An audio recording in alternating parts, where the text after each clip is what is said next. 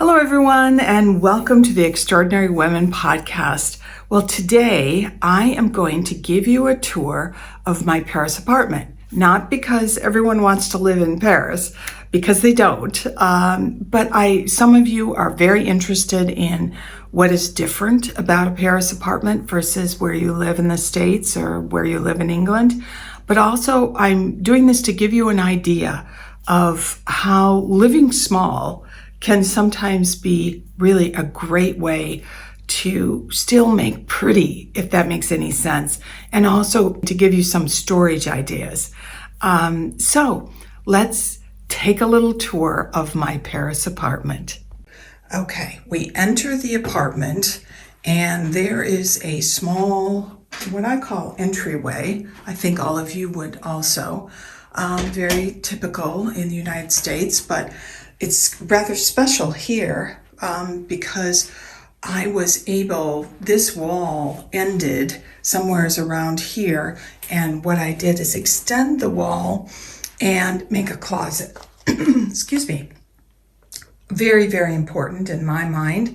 Here's the door we just came in through, and here is a commode. Commodes are fantastic because not only are they pretty and they give you somewhere to put things, like there's my little silver tray. I have one at every home, every place I've ever lived, because I put my keys in it as soon as I walk in the door. It's the only way I cannot lose my keys. You see a beautiful mirror. The mirrors in this apartment were all purchased at the Saint-Ouen Marché or Pouce up in northern Paris. It's an incredible dealers, vendors haven, if you want to call it that. But yes, here's a commode, and in there scarves, bags, because in Paris you carry cloth bags, as we do now in most places, even in the United States. I have two of these little chairs because they were my dining chairs to begin with before I got something a little more solid. What's cool is when the carpenter, and he was not a fine finished, super expensive carpenter, when he added the wall and then created the closet, which you can see, get a little glimpse into, what I did is I went to Saint-Ouen, I went to the flea market and purchased beautiful hardware. And beautiful hardware can make something very, very simple look gorgeous, absolutely gorgeous, and look expensive, which is very fun. This is the entrance into the living room, dining room, kitchen area. There was a door that took you could open and shut into the living room, but that made no sense for my style of living. It's not like I need to close off the bedroom. And also, I like wallpaper and I like to see the wallpaper. So I had the builder actually, or the contractor, build a little pocket door. So you can use the pocket door if you wanted to, but I never have. I have never had anyone stay in this apartment with me. So we are entering into what I call the multi-purpose room, reception room, I think is what they call it here. And you can see really a mix of furniture.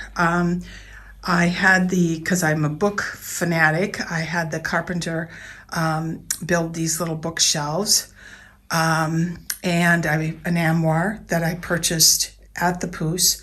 And just if you happen to,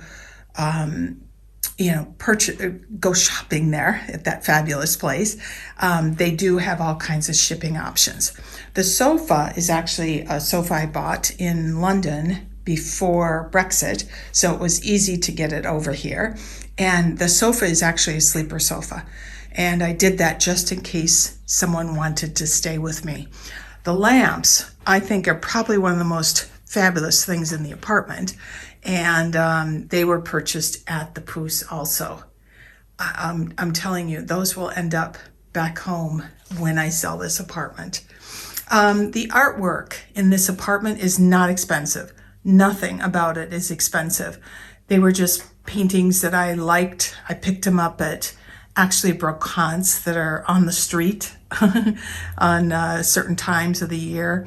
I loved the one with the cat and the little girl with the reddish hair because it reminded me of my daughter. Artwork. I'm talking artwork. I could not figure out what to put in this space between these two significant windows. And the windows in this apartment are pretty fantastic because these face the street and get the morning sun. It's very early right now when I'm recording, so it gives you an idea of what the amount of light that actually comes in. And what's very cool is the bedroom faces west. And so, when it's hot in the summertime, because there's no air conditioning in this apartment, I get a breeze right through the apartment. I'm on the third level, which is actually the fourth level in America, but the third level in France, and that's why I get so much light. But back to the painting. It's not a painting. It actually is an old Hermes scarf that I have worn numerous times. And when I was playing with this space, I pulled this out and I'm like, that's exactly what I want. So I took it to a framer and had it framed. This painting is not usually sitting in front of it.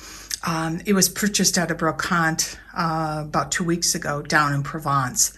That is faience, the type of porcelain, I guess you'd call it, of that little picture. And I thought it was such a sweet painting. Lily of the Valley, because it is the month of May. And of course, on May 1st, we all get those in Paris or France, anywhere. The drapes and the curtains, those shades go up and down however you wish. I rarely ever put them up, but you can if I wanted to have a whole lot of light. The drapes or curtains as they call them here, are made of wool and silk. And I had a woman who has become a great friend of mine, Amanda Godfrey, who's also an interior designer. She put she had all the contacts and whatnot to make all of this happen. Because as you can see, I added a little bit of molding to each of the walls. Reason being, this building was a renovation. It was at one time part of the Ministry of Education. And so these were offices. These were little offices. I'm sure there was a wall here and somebody else was in an office in that room. And so consequently, everything, all of the character had been removed. And so we had to put a little character back in. Another painting that was purchased at a brocante. But this piece here, the commode, I want to share with you because it's beautiful. It's kind of show-stopping, which I think we all need at least one of in every room. But it also, I don't know if you can see, it holds an incredible amount of stuff. So one row is like Christmas decorations, another drawer is linens, and the top drawer is office. The mirrors in this apartment are very pretty, all purchased at the Pouce. So, again, it's fun, very fun to do. And what's cool about this apartment is if and when I sell it, when my next chapter is ready to open up, because we have multiple next chapters, most of this will come home with me. So my kitchen, one thing I forgot to say is this wall was added. When I purchased the apartment, it was an open apartment. So from one end, you walked into this room and you had one large room. Now, I am a messy cook and I drink coffee, I drink tea, and the last thing I wanted to do was see all of that. And also, when I entertain, I like to have a nice dinner party and not have to look at the dishes. And so consequently, we put a wall up. And what's cool about the wall is that not only did I, create a little bit of privacy, but I also created upper cabinets. So it gave me a little bit more room. This is a very large kitchen, a very significant size kitchen for an apartment of this size in Paris. But it's pretty. I think it's It's well done. Beautiful countertops. There's a fridge over there in the corner. I got a dishwasher, and as you can see, the washer dryer. I also keep my printer here on a little table that I purchased at the market. But yeah, I add lamps in a kitchen because you see my water mess. You see that you're seeing the start of my mess. Because I think lamps in a kitchen makes it more of a room rather than some sort of institutional place that you prepare food, if that makes any sense. This map is so cool. It was purchased at the market. The map is, I'll try to zone in kind of close to give you an idea.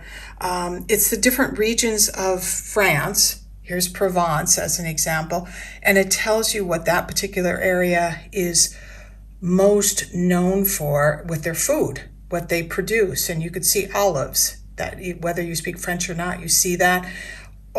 Provence, oat is high, and those are the mountains of Provence. And you see the water, the Mediterranean, so it gives you really quite a view. It's also the boundary all the way around. You can see where France borders Italy, where it borders Switzerland, where it borders Germany and Belgium.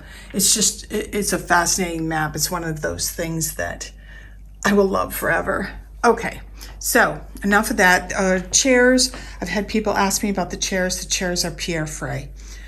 Pierre Frey is an old French company that primarily makes wallpaper and fabrics, but they have a bit of furniture, and I thought these were just perfect. What you see in France a lot of times is very modern interiors. And I always say part of that is because they live in a world of old. They live in an antique world, and so they make their homes more contemporary. And I just love those chairs. They're very comfortable, actually. Now, we'll go back into the entry, and you might wonder what these doors are that are off of the entry. This one is the WC, or actually where the toilet is. I won't show you the toilet, that's pretty boring. But you can see the little tiny sink. You can see that I painted the inside of the bathroom to go with the wallpaper, but not to continue the wallpaper. And I purchased and I think you can see it up at the top, I purchased a trumeau that just, oh my gosh, it just so perfectly fit that spot, and the colors of the lady and gentleman at the top fit the room so beautifully. So that's the WC. That's where the toilet is. And this is very common. Just so you know, toilets are a problem because sometimes they're not located where you want them to be. And no longer, though, can you install these crazy toilets. I call them toilets that are like garbage disposals. And they make a lot of noise. So if you ever rent an apartment or think about purchasing an apartment that has one of those kinds of toilets, think twice. The other door is into the bathroom, and the bathroom is where the actual bathtub as well as shower is, and a little mirror, nothing special, all pretty plain, but I'm showing you this boring location because this cupboard didn't exist. It's a wall, and that actually is the access panel for the water shutoff to the entire apartment. I had the carpenter build this, and you can see it's not very deep, but it's just deep enough to put, some of the shampoos and that sort of thing. And the shelves are removable. So if anyone needs to access the panel, and you can see it right there, easily done. Shelves are removed and away you go. But how many times does that happen, right? Hardly ever. And so consequently, you get to use the space. Now, I have a 1-bedroom apartment, and this is something to think about because I have had 2-bedroom apartments. And if I count how many nights I actually have someone in that apartment or in that bedroom, it's a very, very expensive room that's dedicated to to maybe 5 nights a year.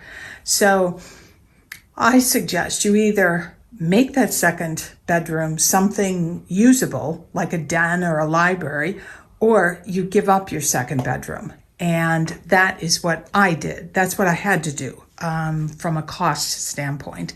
So in my bedroom, and it's actually a pretty large bedroom, you can see I've got a commode, a very small commode on one side, again, purchased at the Poos. And on the other side of the bed, I have a desk. And I did that because I can work at the desk, I can do podcasts from the desk, and actually nobody knows I'm in my bedroom, which is important. So again, if you have a good size one bedroom, you can, make it a mini area of an office if you so wish. The lamps are Pookie, which are not expensive lamps, and Pookie is a British company because the interior decorator who helped me here, because she had all the contacts, Amanda Godfrey from AG Maison 32. Amanda's a Brit who has lived in France and speaks French, and married to a man who's half French, and so consequently she can deal with contractors. She can also source products, which is amazing. When I purchased or moved into this apartment, Pookie was only available in Europe. Pookie is now in the US, and they make great lamps at very, very reasonable costs. I made the headboard kind of a centerpiece to the room and kind of set the color of the room. Again, you can see beautiful drapes. These are like a silk taffeta. I think the border is what is so spectacular. And yeah, I'm all about borders on curtains. It sounds crazy, but I am. What's lovely about this bedroom is there are windows. You can see one way back over in the corner, and then there's one here. And what's nice is you get a breeze right across the bed in the evening, which is lovely.